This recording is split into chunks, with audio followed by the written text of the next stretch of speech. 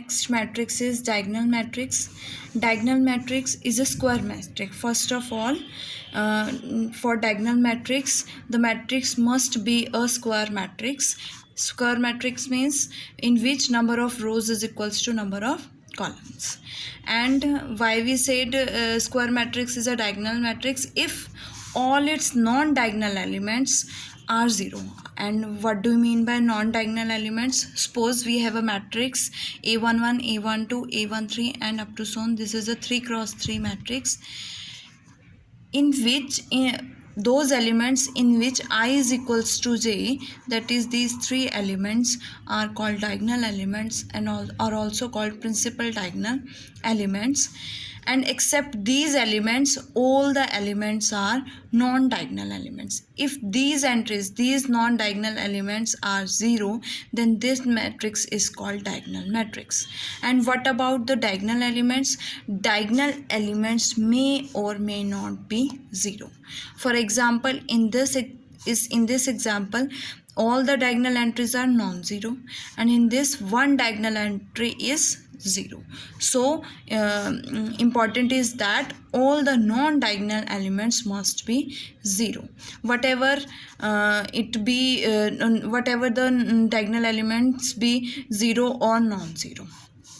Okay, and this is a diagonal matrix of order 3 because it is a 3 cross 3 square matrix, and this is of order 4.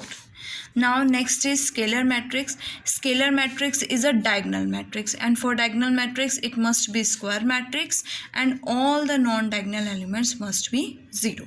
So a diagonal matrix in which diagonal elements are equal. If all the diagonal elements become equal, then it will become scalar matrix, that is 2 0 0 0 2 0 0 0 2.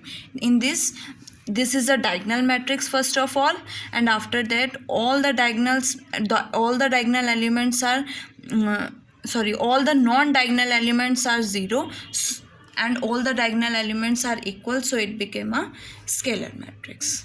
Okay, next is unit matrix. Unit matrix, if it must be a diagonal matrix, and in unit matrix all the diagonal elements must be unity, means it is equals to 1, then it became unit matrix. We can also call unit matrix a diagonal matrix because in this all the non-diagonal entries are 0, and also we called it as scalar matrix because it is a diagonal matrix, and with this we have all the diagonal entries are equal. Next matrix is triangular matrix. For triangular matrix, the matrix must be square matrix, and there are 2 conditions of this matrix. First, either every element above the principal diagonal is 0. Principal diagonal, what is principal diagonal? This is principal diagonal, and every element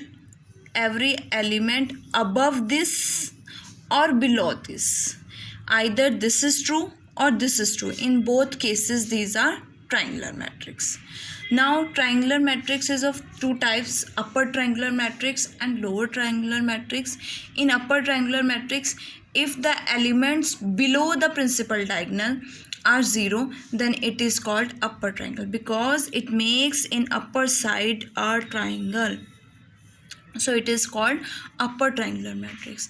And if all the elements above principal diagonal is 0, if above this elements, this is all the elements are 0, then it make a triangle on below side, so it is called lower triangular matrix.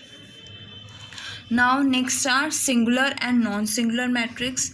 If a square matrix, it must be a square matrix.